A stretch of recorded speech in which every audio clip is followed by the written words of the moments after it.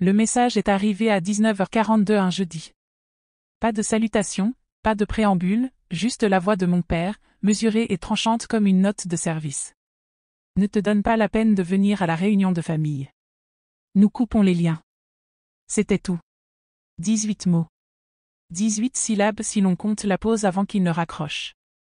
Je l'ai réécouté une fois, non pas parce que je n'y croyais pas, mais parce que, pour une raison étrange, je m'attendais à ressentir quelque chose de plus fort, un pic de rage, un coup dans la poitrine, quelque chose.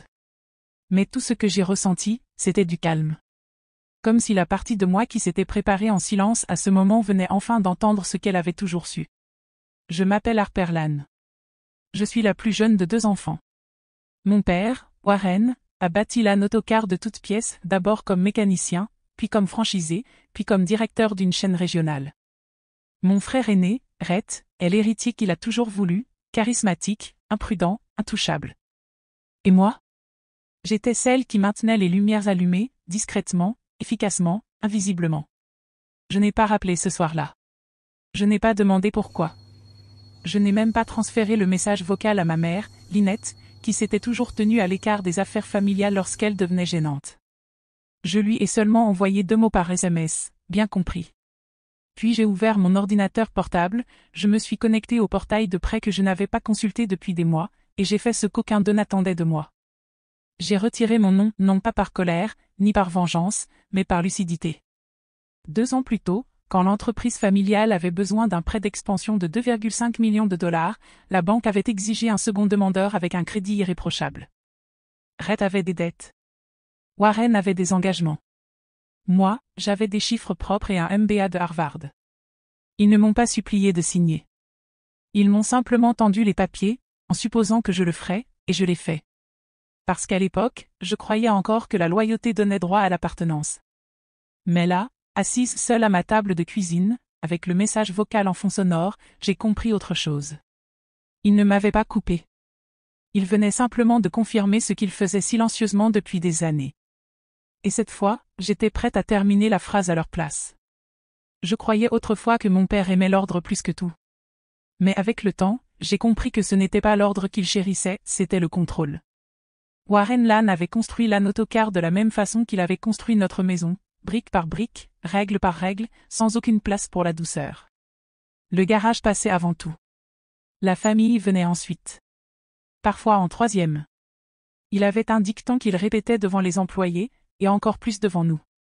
Nous n'embauchons pas d'étrangers, nous formons des remplaçants. Et voilà ce que Rhett et moi étions, des successeurs potentiels. En théorie du moins.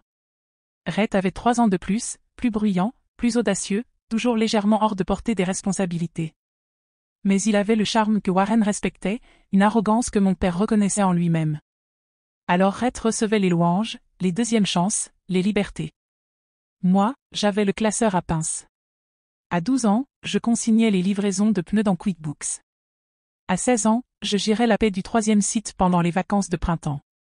Je n'avais pas demandé, on m'avait dit de le faire. Pas de remerciements, pas de questions, juste l'attente implicite que je sois là où l'entreprise avait besoin de moi, disponible, obéissante, infatigable. Ma mère, Lynette, n'était pas cruelle. Elle s'effaçait simplement dans son rôle, organiser des dîners, plier les factures dans des enveloppes, sourire en réunion, puis me prendre à part ensuite pour me rappeler. Ton père construit quelque chose pour nous. Sois reconnaissante, ma chérie. Alors je l'étais. Ou du moins, j'essayais de l'être. J'ai étudié dur, obtenu mon MBA, refusé une offre en logistique à Chicago parce que Warren disait, la famille avant l'ambition. Il avait besoin de quelqu'un pour l'expansion régionale. Rhett, apparemment, se concentrait sur la vision. Moi, je me concentrais sur tout le reste.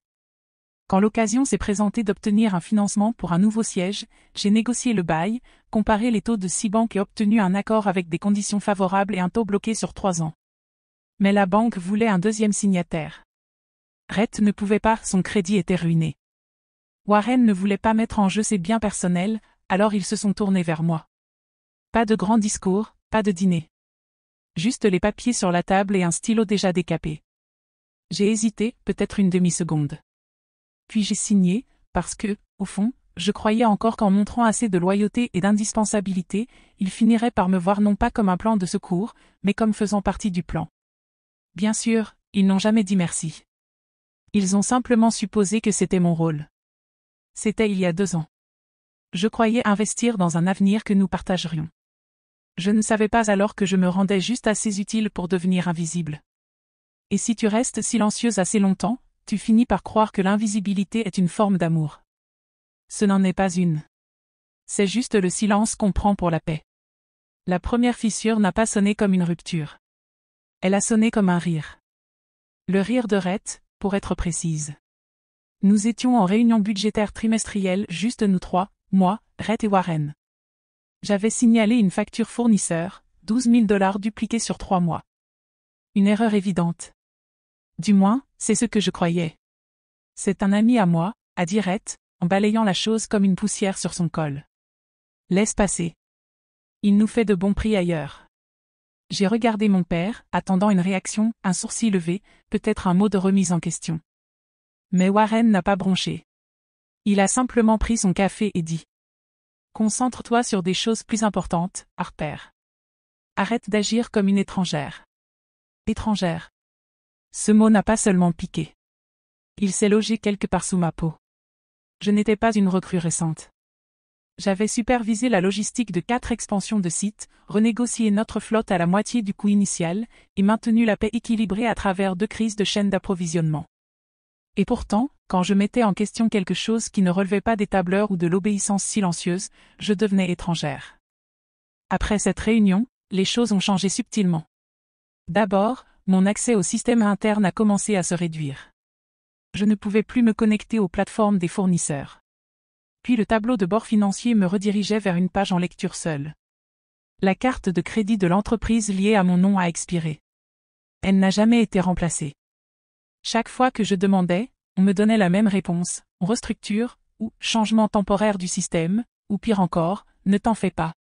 Et pourtant, j'ai remarqué que Rhett avait un nouveau bureau réglable, un voyage payé par l'entreprise à Las Vegas étiqueté, sommet de leadership, et un fauteuil de bureau qui coûtait plus cher que ma première voiture d'occasion.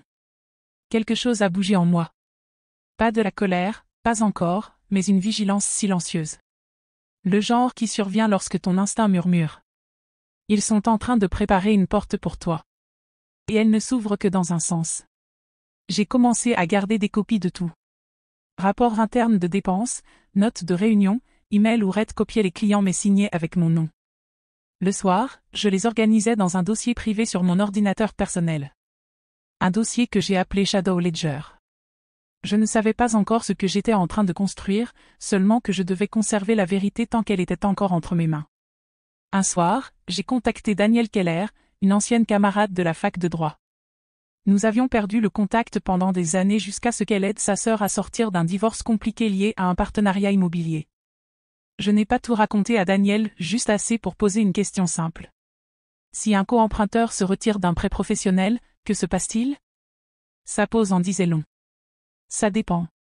Si tu n'es pas garante et que tu n'as pas été impliqué dans des abus récents, le prêt peut être réévalué sans ton nom. Discrètement, légalement. J'ai expiré. À ce moment-là, je ne savais pas si j'étais en train de planifier une sortie ou de me construire un alibi. Ce que je savais, enfin, c'est que l'histoire que je pensais vivre, la fille loyale qui maintenait l'héritage à flot, ne m'appartenait plus. Il ne faisait pas que me pousser dehors. Il le faisait lentement, assez lentement pour continuer à encaisser le prix de mon silence. C'était un jeudi matin, au début du printemps, quand la dernière pièce du puzzle s'est mise en place. Les arbres devant la fenêtre de mon bureau commençaient tout juste à bourgeonner. Je me souviens clairement de ce détail, parce que quelque chose dans ces nouvelles feuilles rendait ce que j'allais découvrir encore plus rance. Je venais de recevoir mon relevé de crédit mensuel, que je consultais plus par habitude que par inquiétude. Mais cette fois, une ligne a attiré mon attention. Lan Holdings Deferred Payment Review. Je n'avais pas vu ce nom depuis des années. C'était une société écran que Warren avait créée pour des biens immobiliers inactifs, du moins le croyais-je. Par curiosité, j'ai fouillé plus profondément. Ce que j'ai trouvé n'était pas surprenant. C'était pire. Le prêt d'expansion que j'avais co-signé 2 ans plus tôt, celui qui avait servi à lancer le nouveau siège régional de la Notocar, était en retard, 3 échéances impayées.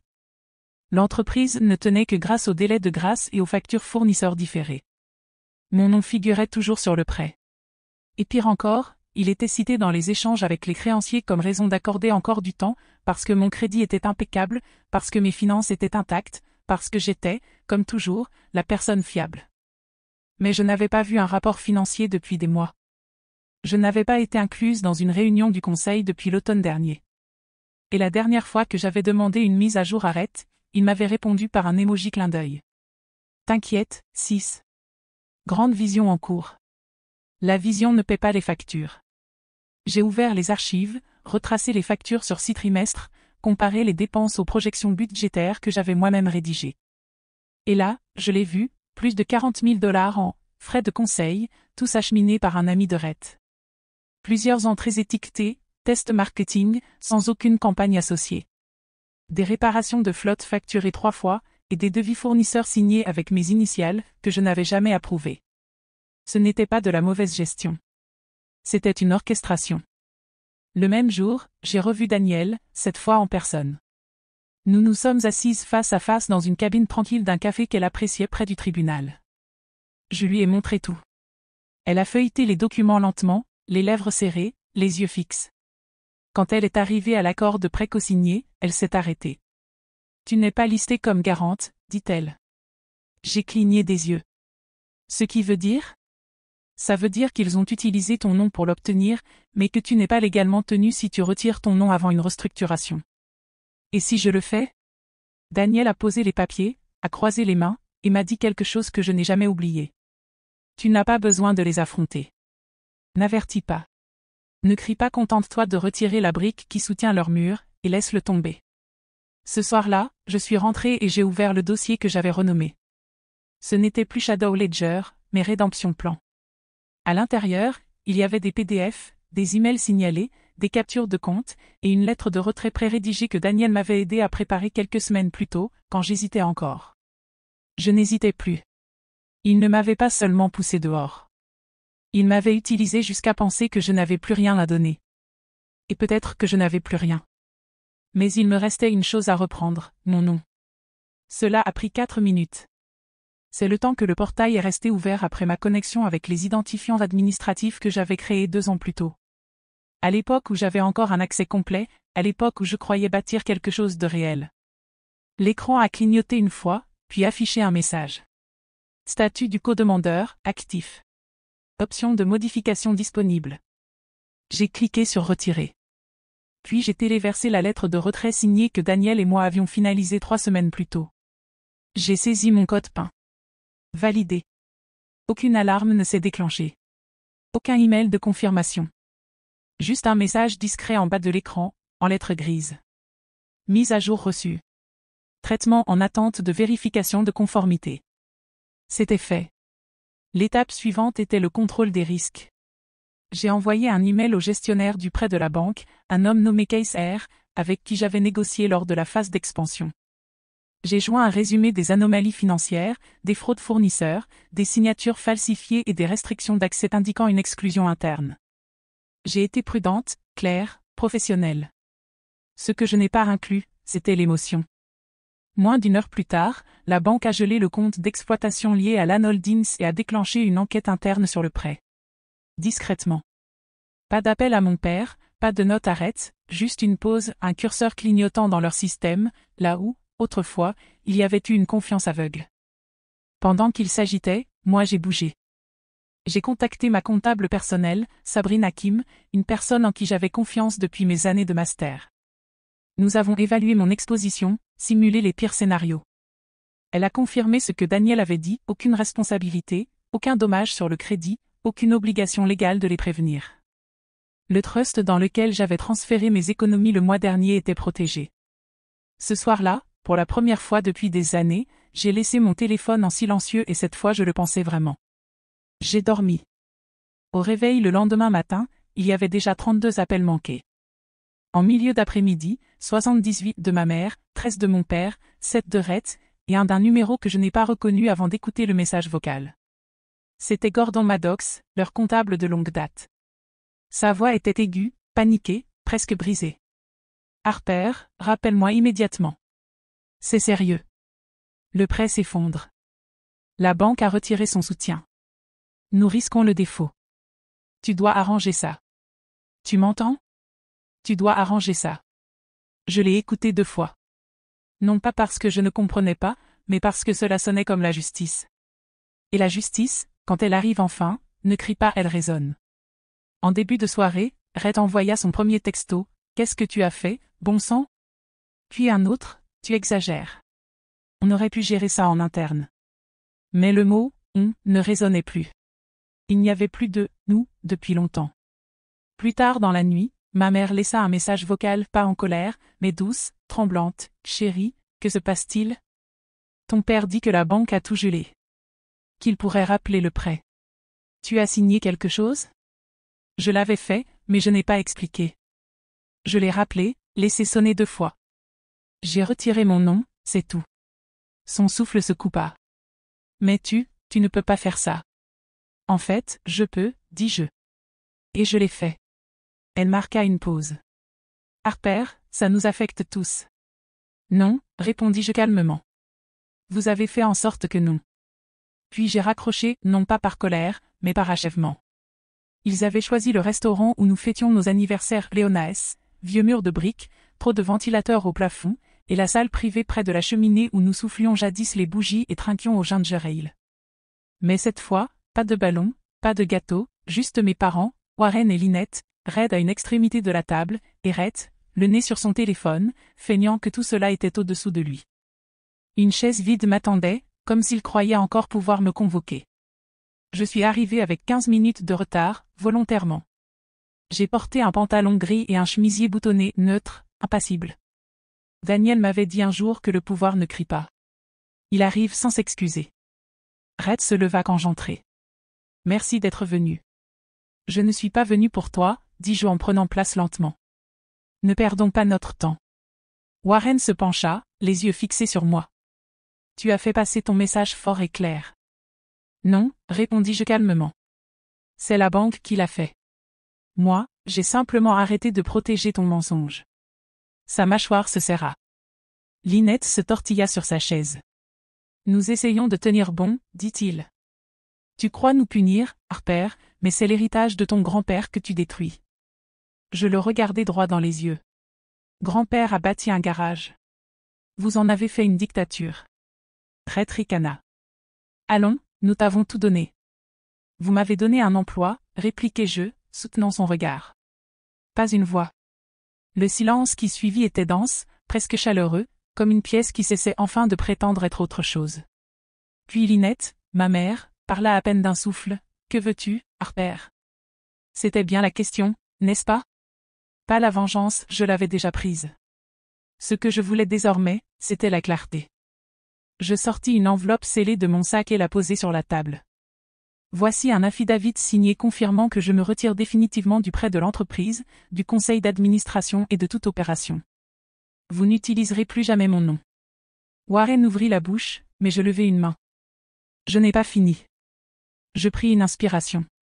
Je vais aussi envoyer un signalement anonyme à l'auditeur de l'État. Il y a des fonds manquants, des fournisseurs impayés, des irrégularités de paie. Je fis glisser l'enveloppe vers eux. C'est votre problème maintenant. Totalement.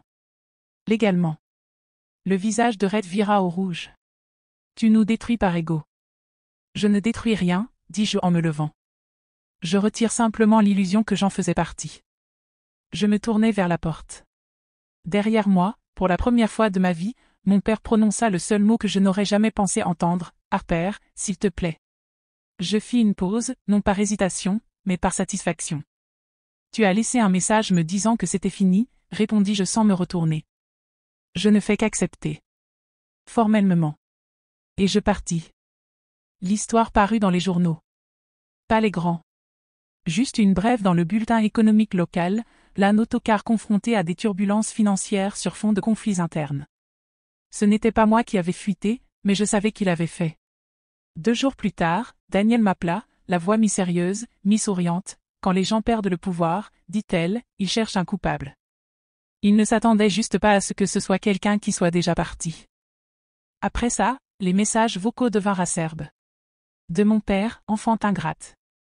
Nous avons construit cette entreprise pour toi. Tu ruines ton avenir. De Rhett, tu crois être maligne, mais un jour tu auras besoin de nous. De Gordon Maddox, le comptable, tu comprends seulement ce que ça veut dire? Tu as détruit leur héritage. Mais voilà ce que personne ne disait à voix haute, ils l'avaient détruit bien avant que je me retire.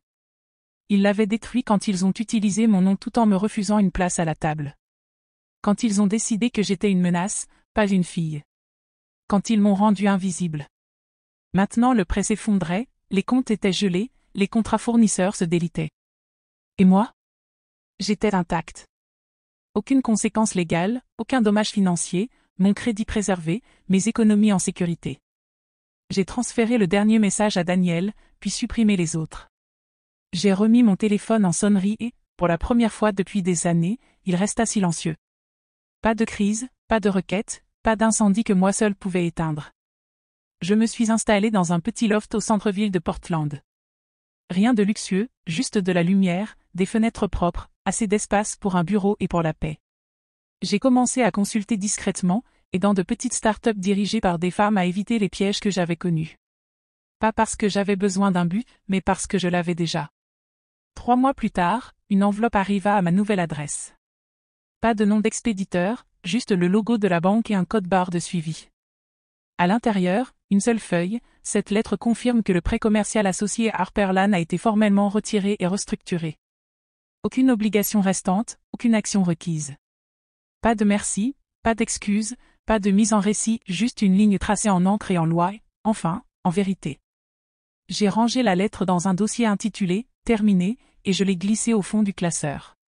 Ce soir-là, j'ai allumé une bougie près de la fenêtre. Le loft était calme. La ville en dessous bourdonnait, indifférente et vivante. J'ai repensé une dernière fois à ce message vocal, ne viens pas à la réunion. On coupe les ponts. Ils voulaient le silence, l'obéissance, l'absence, et ils ont eu les trois. Ce qu'ils n'avaient pas prévu, c'est que je m'épanouirais dans ce silence.